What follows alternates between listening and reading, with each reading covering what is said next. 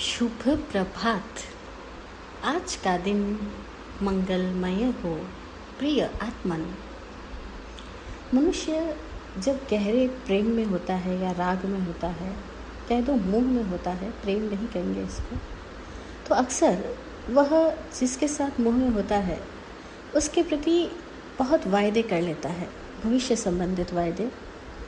जैसे मैं तेरे बिना नहीं रहूँगा, तुझे कुछ हो गया तो मैं मर जाऊँगा, मैं तेरा साथ कभी नहीं छोड़ूंगा, सातों जन्म में मैं साथ रहूँगा यार, क्या मर भी गया तो फिर प्यार करूँगा यार। इस तरह से आदमी कितने कितने वायदे कर लेता है। कभी कभी ये वायदे केवल वर्बली होते हैं, बोलने के होते हैं, लेकिन कभी कभी वो गहरे मन से पैदा होते हैं और गहरा मन उस स्थान पे लगाव में अटक जाता है जहाँ व्यक्ति ने मोह किया है। वही मोह जो इतनी ज़्यादा भविष्य के सपनों में खोता रहता है, सपने दिखाता है, आदमी को कई बार वह मोह ही भूत बना देता है, प्रेत बना देता है।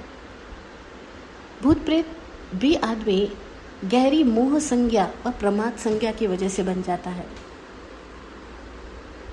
जिसके प्रति बहुत ज़्यादा अनुरक्ति है, आसक्ति है। अगर वो आसक्ति का कोई कारण, कोई निमित्त टूट जाए, आसक्ति का स्थान छूट जाए, जैसे जिससे लगाव है वो व्यक्ति मर जाए या बीमार पड़ जाए या उसका अचानक एक्सीडेंट हो जाए, तो अक्सर वह मोह उस व्यक्ति को पगला देता है। मोह का इतना आवेश बढ़ जाता है कि व्यक्ति उस आसक्ति के वशीभूत होकर के पागलपन सा बिहेव करने लगता है।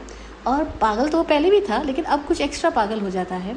और कई बार उसकी ऐसी गति बन जाती है कि वो मर के प्रेत योनि में पैदा होता है और वहाँ से भी उसकी बेचैन आत्मा उसी प्रियतमा को या प्रियतम को पाने के लिए तड़पती रहती है। और वह उसके पास उस समय में विभंग ज्ञान तो होता ही है, तो वो अपने उस भीतर की पूरी चित्त शक्तियों से उस व्यक्ति को खोज रहा होता है कि जहाँ उसका लगाव था, जहाँ उसकी प्रीति अटक गई है।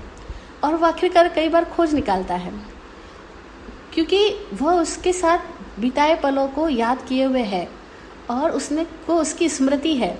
तो वो स्मृति प्रत्यभिज्ञान पैदा करवाती है, रिकग्निशन पैदा करवाती है और वो उसको पहचान लेता है और तब उसके करीब आता है।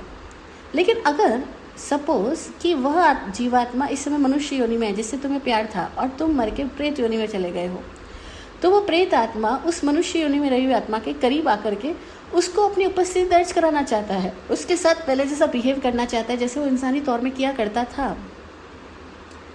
लेकिन अगर वो इंसान उसको नहीं देख पाता, नहीं समझ पाता है, तो वो परेशान होएगा ना, क्योंकि उसे नहीं पता कि ये वही प्रेमी है जिसका उसके साथ बहुत लगाव रहा है, बहुत मोह रहा है, बहुत संबंध रहा है। हम दोनों ने पल पल को एक दूसरे को बांधा है और बंधे हैं।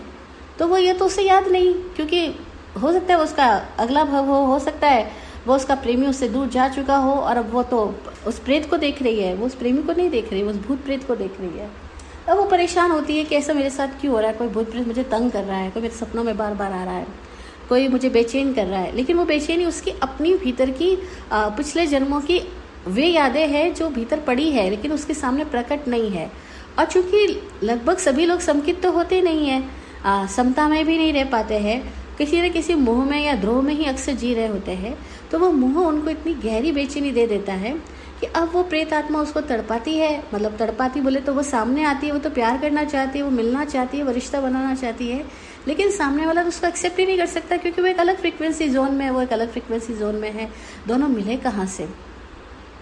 अब ऐसे में कई बार वो प्रेतात्मा का मोह बार बार उसको कहता है मैं तुझे अपने साथ रखूँगा, तुझे अपने साथ लेकर के जाऊँगा। और वह जीवात्मा उस प्रेतात्मा से पीड़ित होकर के सोचती है कि मेरे को इस भूत प्रेत से कोई छुटकारा दिला दो, मुझे ये मैं नहीं जानती ये कौन है, कैसा है, कहाँ से आया है, और मेरे इससे कोई संबंध नहीं है, क्योंकि वो विस्मृति में जा चुकी है, उसकी वो मेमोरी लॉस्ट है, क्योंकि वो उसके पिछले जन्म की बात होगी या उसके लिए ये सब अनजान बात है। अब वो बड़ी परेशान हो रही है। तो सवाल पैदा होता है क्या ऐसे कोई भूत प्रेत कष्ट दे सकते हैं? हाँ जी, हम सभी एक दूसरे को कष्ट दे रहे हैं, वो भूत प्रेत बन के तो दे रहे हैं।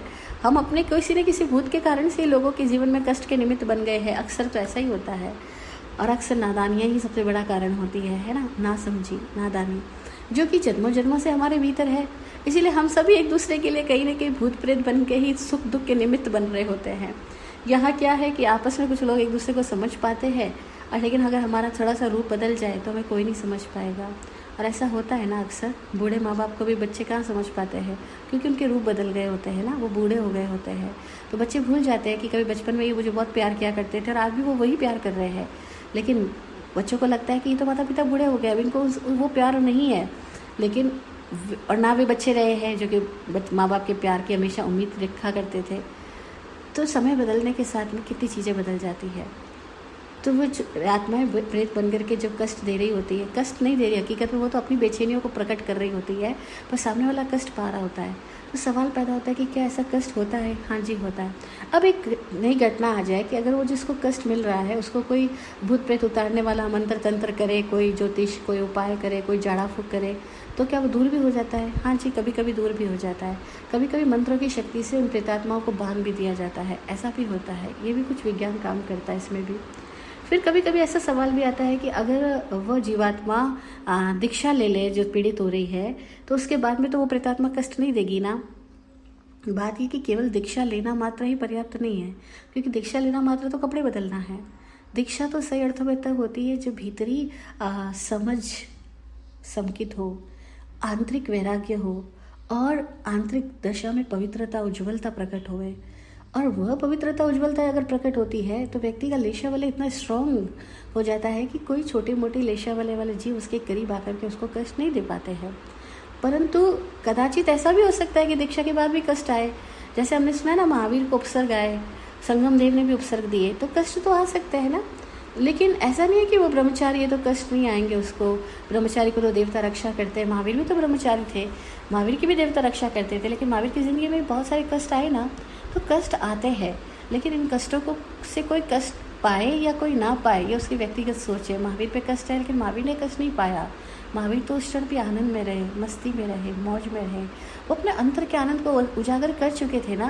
लेकिन सारे साधु साध्वी तो नहीं उजागर कर पाए, सारे सामान्य जन नहीं उजागर कर पाए। इसीलिए वे लोग बाहरी निमित्त से प्रभावित हो जाते हैं और बाहरी निमित्त से पीड़ित होकर के कई लोग मर भी जाते हैं। तो ऐसा होता है, ये जीवन बड़ा असंस्कृत है। कब कहाँ कौन सी घटना किस आदमी को कैसे भोगनी पड़ेगी और कैसे बांधेगी, कुछ कहा नहीं जा सकता। इसीलिए समण प्रभु महावीर कहते हैं, असंख्यम जीवियम माँ पमाये। जीवन असंस्कृत है, इसलिए प्रमादित मत हो, जागृत होके चलो। किसी भी साथ अनुबंध प्रतिबंध मत करो, क्योंकि ये जो अनुबंध प्रतिबंध है ना, वो जन्मों जन्मों तक सालेगा, दुख देगा। चाहे वो मोह का हो, चाहे वो नफरत का हो, दोनों से मुक्त बनो। जय हो, जय हो, जय हो। जय विराट शांति गुरुवे नमः। सबका कल्याण हो। ओम शांति, ओम शांति।